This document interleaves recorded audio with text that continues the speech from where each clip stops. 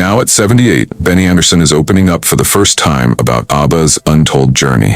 What he reveals isn't just fame or chart-topping hits, it's the emotional scars, the escape routes, and the silent struggles that carved their unforgettable legacy. In his words, long-whispered secrets finally become clear, shedding light on what fans only guessed until now. As his story unfolds, we discover the raw feelings and hidden stories that gave life to one of history's greatest bands. Long before ABBA took over the global stage, Benny was a curious kid who loved sounds more than success. Raised in a home filled with traditional and classical tunes, he was learning the language of feeling before ever playing with machines. Although Dancing Queen would echo worldwide, Benny's first influence came from the accordion's hum and the hymns of Sunday service. Those early sounds anchored his instincts, even when ABBA's fame led them into shimmering pop territory. His melodies were never trendy, they came from somewhere much deeper, layered with timeless emotion. With Björn Ulvaeus, he built something rare, a creative duo whose harmony few others could replicate. Björn's words gave the music its voice, but Benny's arrangements gave it a soul. Their partnership resulted in songs that sounded light, but carried incredible emotional force. Benny didn't just compose, he carefully crafted sound into feeling. That's what gives ABBA's music its everlasting energy, even in today's playlists. Inside the studio, Benny's pursuit of excellence often meant hours on a single note. His goal wasn't a perfect recording, but an honest one that matched the feeling in his heart. Many times, he would repeat parts obsessively, not for polish, but for truth. Even if people didn't catch it, each track was hiding a deeper message. While Frida and Agnetha captured the public's eye, Benny quietly observed from the sidelines. He once shared that being part of ABBA never made him feel visible, not as a performer, but as the one behind the music. The cheers were for the voices up front, while the man guiding every layer remained unnoticed. From inside the control booth, Benny bore the weight of keeping it all aligned. Though his face wasn't on the posters, his essence shaped everything. He often had to be the one to ease conflicts and keep harmony off stage too. His job stretched beyond arrangements. He was also the emotional buffer of the band. That emotional labor didn't scream for attention, but it slowly took its toll. As years went by, being the silent support became something he carried without complaint. Few ever grasp how central Benny was to defining what ABBA became. Without his presence, the band's sound might have shimmered but lacked soul. It was his unique chord choices that turned cheerful melodies into something more emotional, something listeners didn't understand but always sensed. Even when ABBA played their most upbeat tunes, a melancholy thread ran beneath them, and that thread was Benny's touch. Instead of stepping into the spotlight, he deepened the music quietly from behind the scenes. In the studio, he drove innovation forward. Benny eagerly embraced the emerging tools of music production, like early synths and multi-layered tracking. As other bands kept to familiar paths, ABBA's sound became a rich tapestry of textures and layers. Where trends called for simplicity, Benny opted for immersive arrangements that felt almost like film scores. Rather than chase what everyone else did, he sculpted musical worlds that stood apart. His behind-the-scenes experiments reshaped the future of pop sound. What made Benny truly unique was his way of treating silence as music too. Instead of filling every space, he let melodies breathe, creating moments that felt intimate and alive. This mastery of restraint gave ABBA's tracks a warmth that resonated deeply. Benny wasn't trying to dazzle. He was quietly earning trust with each listener. That ability to guide an emotional journey without saying a word is part of why their music still touches hearts today. In an interview not long ago, Benny admitted something unexpected. He confessed that music became a way to handle feelings he couldn't bring himself to speak out loud. While others in the band tackled emotions head-on, he poured his soul into piano keys instead. So, many of ABBA's most hauntingly emotional songs were Benny's way of sidestepping direct vulnerability. Rather than withdrawing, he found refuge in the melodies he composed. Understanding this shifts how we see ABBA's legacy. Behind the polished image stood a man who wrestled with emotional distance. Benny didn't pull away out of indifference. He found music to be a gentler space for confronting himself. Each song served as both a mirror and a shield. It was his method of staying whole when everything else felt like it might fall apart. Now at 78, Benny reflects with clarity on the path he walked. He realizes he never chased stardom. He chased the fleeting magic of musical perfection. Even as ABBA took over the world, he often felt like a guest at his own celebration. The roaring crowds never quite reached the ache he carried inside. Yet the music still wraps around him like a memory that never fades. What truly powered ABBA's rise wasn't just talent, it was a storm of rivalry, pride, and unspoken emotion.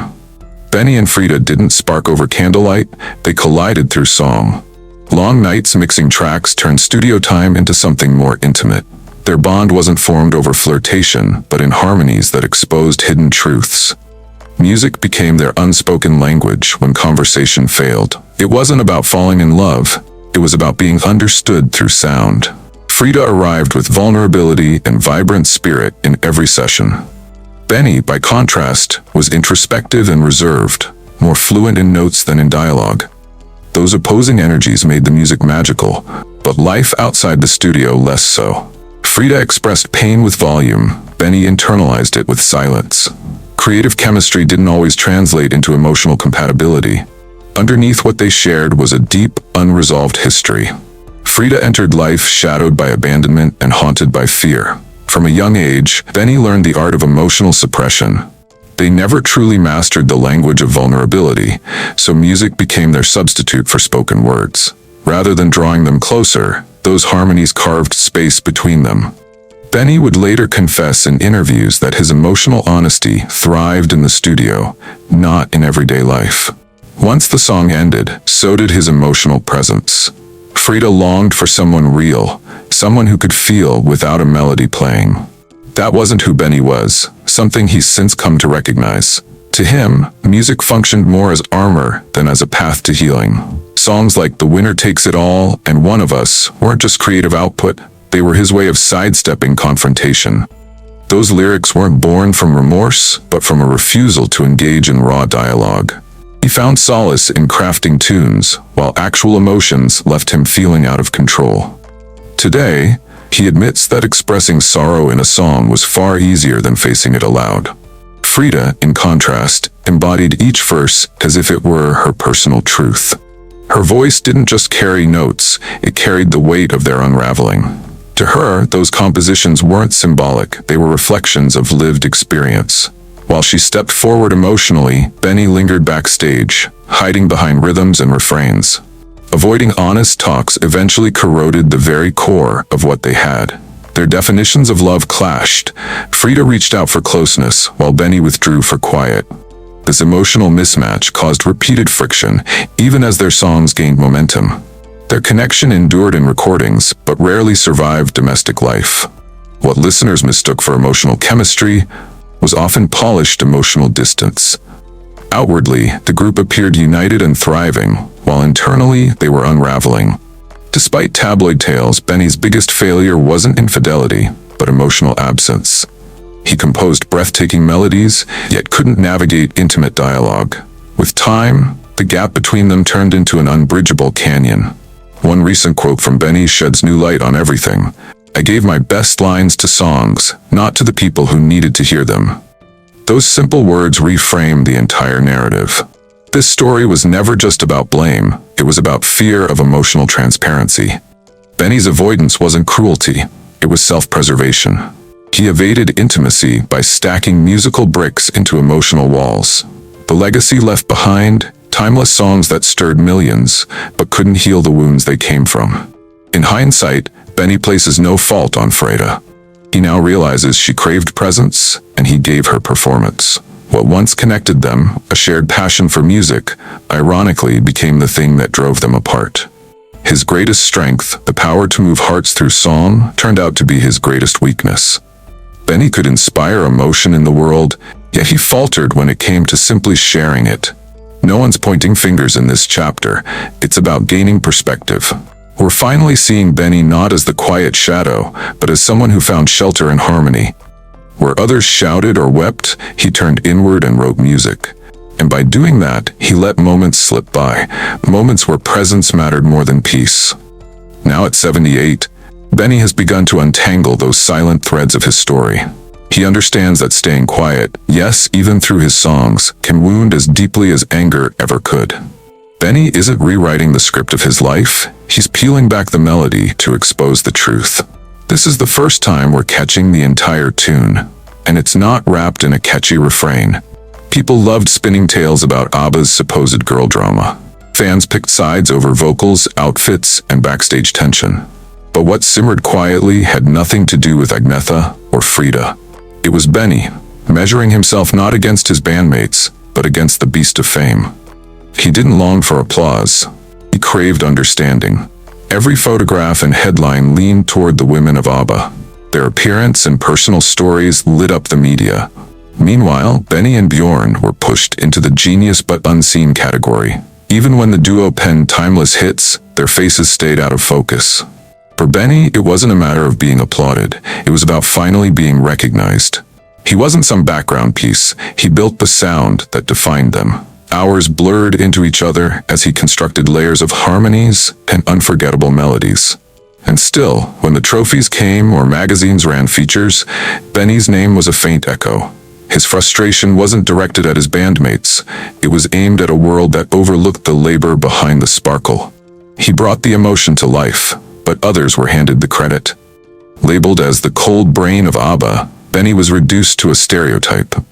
People saw him as clever but detached, all skill and no soul. In truth, he was bearing his emotions in every arrangement he wrote. What he created wasn't just music, it was his grief, passion, and yearning etched into chords. That wrong impression followed him like a shadow for years. Audiences brushed off ABBA's music as simple pop, but beneath the catchy tunes were Benny's heartbreaks, his fierce discipline, and relentless perfectionism. He composed songs that reached into people's hearts, yet the praise often went to the performers. Benny's quiet bitterness deepened, not toward his bandmates, but toward the narrative that erased him. Only recently has Benny begun lifting the curtain in interviews. His desire isn't for limelight, it's for people to grasp what he gave up. As the women bore the burden of the spotlight, Benny quietly vanished from his own legacy. His face didn't appear on posters, his name didn't trend, but the music wouldn't have existed without him. This isn't a cry for glory, it's a plea for honesty. Although Benny helped spark a global sensation, he frequently felt like a shadow in its glow. Rather than seeking attention, he aimed to prove that music wasn't just for fun. It was how he breathed, how he coped, how he spoke. To be brushed off as just a tech guy behind a famous group felt like a deep cut into his identity. The actual clash wasn't between Benny and the women, it was between Benny and the world's perception of him. In silence, he fought a personal war against a world blind to the heart and soul he poured into every melody. The fame divide between him and the vocalists didn't reflect ability, it reflected packaging. That divide left him feeling invisible, even while standing in the glow of global spotlight. Eventually, Benny let go of trying to shift public opinion. Instead, he poured himself into film scores, theatrical pieces, and projects where he called the shots. Yet even during that quiet chapter of his life, a quiet frustration stayed close. He never forgot what he gave to the music, and he never stopped noticing how little of that effort was truly seen. In an honest moment, Benny revealed he used to scan reviews, looking for someone to praise the structure, the feeling, the boldness of his compositions. Most of the time, no one did. He was misread or outright missed. Even today, people remember the faces on stage, not the architect behind the sound. That lack of recognition became a legacy in itself. Fame wasn't Benny's dream, but he did want justice. What he longed for was acknowledgement, that he wasn't just another man at the back of the stage. He was the craftsman of the emotions people danced to. So when critics labeled it shallow pop, it hit him in ways few understood. This story challenges what fans believed about ABBA's inner story. The split wasn't about bad blood, it was about the invisible lines built into fame itself. Fame has its own blueprint, and Benny didn't check the expected boxes. Quiet, reserved, deeply committed. He wasn't the star type, but without his magic, the music would have never become what it was. And that's the overlooked truth that history nearly erased. ABBA didn't end in a blaze, it faded when the music no longer felt authentic. At the height of the late 70s, ABBA's rise looked unstoppable. Behind hit after hit and worldwide love, it seemed like they had everything. But underneath the glamour, small fractures began to show. It wasn't a blow-up, not some epic fallout. It was a slow erosion, like a beautiful house quietly weakening from within. Tour schedules, creative burnout, and emotional wear started silently draining the group. As more years went by, Benny and his bandmates were caught in a loop that never ended. They toured endlessly, reaching every audience imaginable, but it came at a steep cost. While applause roared and records sold, a certain truth got lost in the noise. Benny felt it most. It was the loss of truth in the music they made. It struck him one quiet day, not in anger or disappointment, but in the realization that the music didn't feel real anymore. That same energy which once made each melody shine began to vanish, and eventually, the songs stopped hitting his heart. By the time the ABBA journey reached its final chapter, Benny realized he wasn't showing up out of joy. The flame had died down. The reason he continued performing wasn't excitement. He just couldn't shake off the responsibility he felt toward everyone involved. Although he kept smiling through it all, deep in his core, he could sense everything had changed. The drive that once inspired him had disappeared. What remained was a sense of duty, not desire. He had become caught in the web of expectations. The joy that used to flow from creating had long since dried up. And so what many thought would be a grand finale simply faded. There were no lights, no speeches, no official ending took place. Only a slow retreat into quietness and the gentle drift into nothingness. Rather than an emotional send-off, the realization of the band's end came without warning. The group dissolved without announcement, and before long, the news quietly slipped into the headlines. In retrospect, Benny finds it odd that they never really talked about it. The closure never came. No one called a meeting or opened up about their emotions. They just walked away, wordlessly. It was a silent agreement that didn't need to be voiced. And with that, the music simply vanished. Meanwhile, Frida seemed to adapt effortlessly. Her emotions had already begun detaching before it all ended. Even while the band was still active, she had already learned to let go. Unlike Benny, whose journey to peace took much longer, she had made her peace early. It would take him years to fully grasp the depth of what he had lost. Nearly a decade, in fact. He hadn't processed the end or the hole it left behind. That emptiness stayed with him. The quiet aftermath of the breakup haunted him, creeping into his thoughts long after the applause had faded. At the time, he wasn't even aware of how deeply it had settled into his spirit. When he reflects today, he doesn't see the end as scandal or conflict. To him, it was a creative ending. Their disbanding didn't erupt in headlines or anger. It quietly unfolded when the inspiration dried up. What followed was an emotional stillness, invisible to the outside world, yet heavy for them. The public, expecting fireworks and gossip, missed the silent ache behind the scenes. They searched for chaos in the final chapter, but the real ending came in silence. There was no dramatic explosion, just a quiet crumbling that nobody noticed until too late. For Benny, there wasn't a single blow that broke things. It was a gradual dimming of something once bright. Bit by bit, the chemistry that once made their music magical slipped away. Even when the instruments fell silent, the weight of expectations lingered, pressing harder than ever. The world never stopped expecting more from ABBA, their legacy of chart-topping hits still looming large, even after the group stepped away from the spotlight. Looking back now, Benny recognizes that era for what it truly became, a chapter filled with both emotional and creative fatigue. It went far beyond melodies and lyrics. They had gradually lost their own identities in the whirlwind of success. Their energy, once a gift to the world, had been so thoroughly drained that there was nothing left for one another. Rather than being driven by passion, Benny later admitted that guilt became the reason he remained with the band toward the end. They didn't continue out of love for the craft, but because the idea of ending it all felt too unfamiliar. What led to ABBA's disbanding wasn't a sensational fallout, but a slow unraveling marked by disappointment and fatigue. In their devotion to fans and perfection, they slowly eroded their sense of self. Public expectations, creative exhaustion, and emotional disconnect gradually built a wall they could no longer break through. What Benny later shared offered a more delicate understanding of their split. Less about drama, more about quiet exhaustion. Instead of a bitter goodbye, the group faded away with a silent acceptance that their era had ended. And by the time anyone realized, ABBA had already drifted into history. When ABBA took their final bow, Benny stepped away from fame and quietly slipped into solitude. His goal wasn't to run from fame, but to regain his center after the chaos it left behind. He embraced new creative paths, shifting his focus toward stage productions, film compositions, and orchestral work. Now he made music free from the noise of celebrity and personal conflict. It became a healing space. This time of his life evolved into a personal renaissance, a way to recover from the whirlwind he'd endured. The pieces he crafted during this era weren't just melodies, they were emotional lifelines. Projects like Chess and Christina från Duvemåla let him pour out the feelings he'd locked away for years. Through these stories and compositions, he finally gave shape to thoughts he had buried during ABBA's peak. In the theater world, Benny found a space detached from the pop pressures he once knew too well. He left behind the expectation machine and found something intimate, music that mirrored his soul. That chapter became a quiet rebirth, one where his identity could rise again through raw, personal expression. And as he journeyed through these works, Benny finally came face to face with emotions long hidden. Later on, Benny revealed he kept a journal in the 90s filled with words he never dared to speak.